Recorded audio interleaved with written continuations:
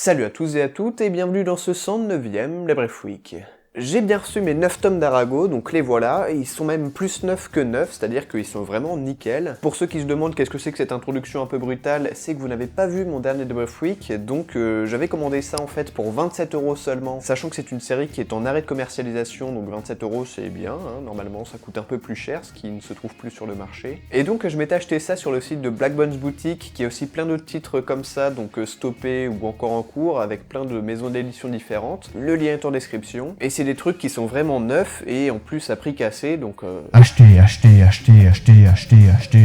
j'ai oublié de retirer cette capuche. Arago, c'est donc une série qui est finie en 9 tomes, qui était parue chez Pika Édition, et c'est de Takehiro Arai, qui est aussi l'auteur des Misérables, l'adaptation en manga, hein, sinon c'est Victor Hugo. Mais il a aussi fait Darren-chan, qui était aussi paru chez Pika Édition, et dont j'ai jamais entendu parler, donc je sais pas du tout ce que ça vaut. Les Misérables, j'ai pas lu le manga, ni le bouquin.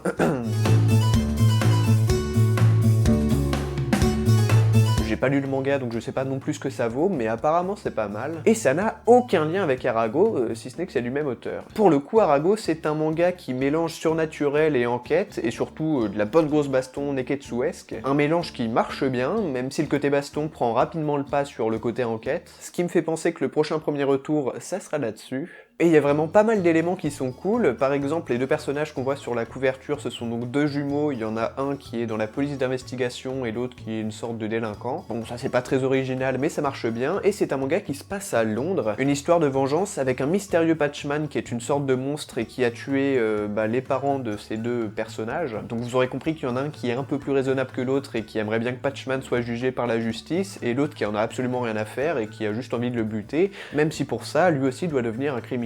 Mais là où ça devient vraiment intéressant, et en plus ça arrive dans le premier chapitre donc j'ai pas tellement besoin de vous spoiler, c'est que Patchman met rapidement la main sur ces deux-là, donc en fait les chasseurs étaient les proies. Donc Arago et Ewan se font capturer par Patchman, et ça va un petit peu mal se passer puisque Arago va se retrouver en fait avec des membres de Ewan, son bras droit notamment, parce que Patchman c'est quelqu'un qui aime bien dépecer les gens et puis ensuite greffer des membres un petit peu n'importe où, donc voilà, bon, c'est un hobby comme un autre. Bref, dès le premier chapitre ça se passe mal, Ewan disparaît et Arago récupère les pouvoirs de Patchman qui consistent en fait à absorber l'énergie vitale des gens, à peu près toute catégorie tant que c'est des êtres vivants, donc en fait s'il porte pas de gants et il peut toucher personne. Pas super pratique comme super pouvoir. Arago va rentrer dans les forces de police avec ce super pouvoir qui va essayer de cacher à tout le monde et son tempérament de délinquant qui emmerde un petit peu tout le monde. Et c'est donc là que l'histoire va réellement commencer et je vais pas vous en dire plus. Donc c'est un manga qui a vraiment plein de trucs cool à raconter, et en plus ça se passe à Londres donc il y a parfois des petits mythes, des personnages du folklore et tout ça. Mais justement, c'est aussi le défaut que je pourrais lui reprocher, c'est que finalement il s'attarde pas tellement donc sur le côté enquête et même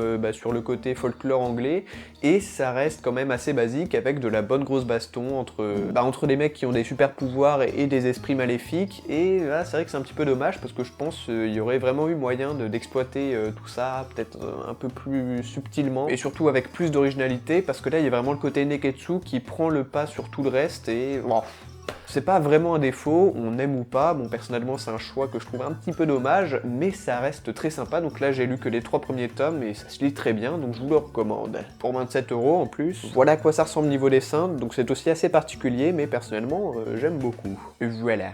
J'avais aussi envie de vous parler des réseaux sociaux. Voilà, j'ai pas trouvé de meilleure transition. Bon alors en fait globalement j'ai pas grand chose à dire, c'est juste un rappel pour vous dire que j'ai des réseaux sociaux, puisque j'en parle quand même pas très souvent, mais histoire de quand même vous donner un minimum envie, je vous ai préparé un petit top 3 des raisons de me suivre sur les réseaux sociaux. Pour pas louper les vidéos.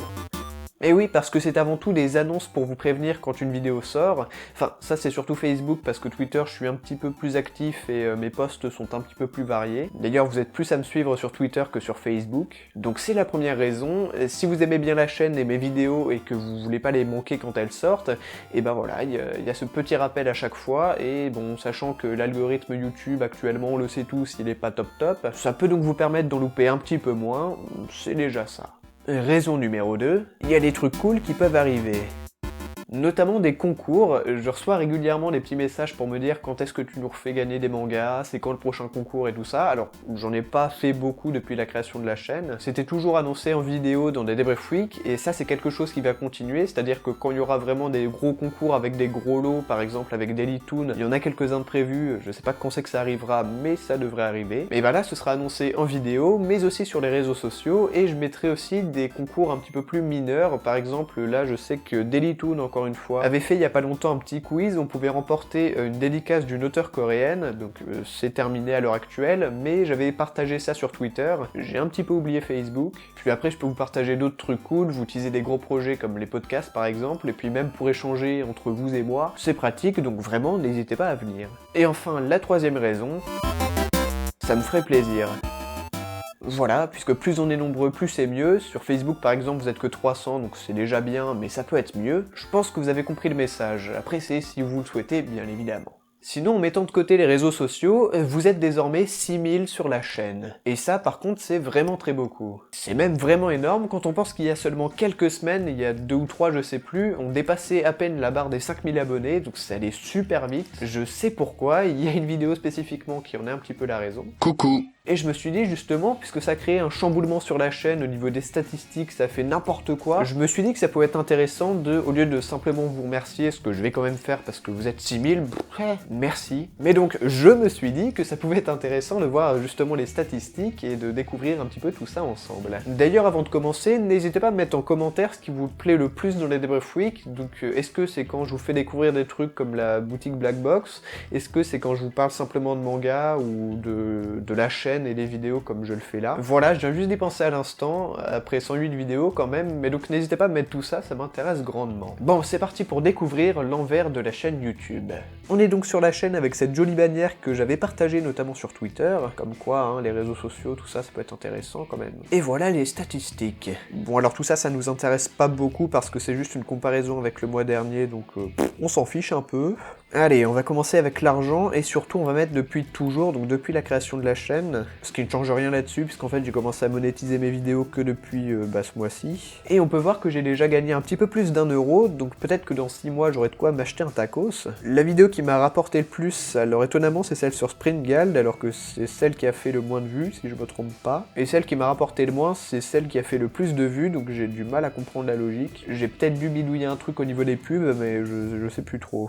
Bon, c'est pas ça le plus intéressant. Ah bah là, bon, la durée de visionnage, on s'en fiche un petit peu, mais on peut voir déjà que au niveau des courbes et des graphiques, hein, il y a eu un petit truc. Le 28 décembre, vous avez été très actif. Bon, alors sinon, vous regardez à peu près la moitié de mes vidéos, je sais pas comment le prendre, mais c'est déjà pas mal. Ça fait peut-être une moyenne d'à peu près 3-4 minutes, ouais, c'est raisonnable. Fidélisation de l'audience.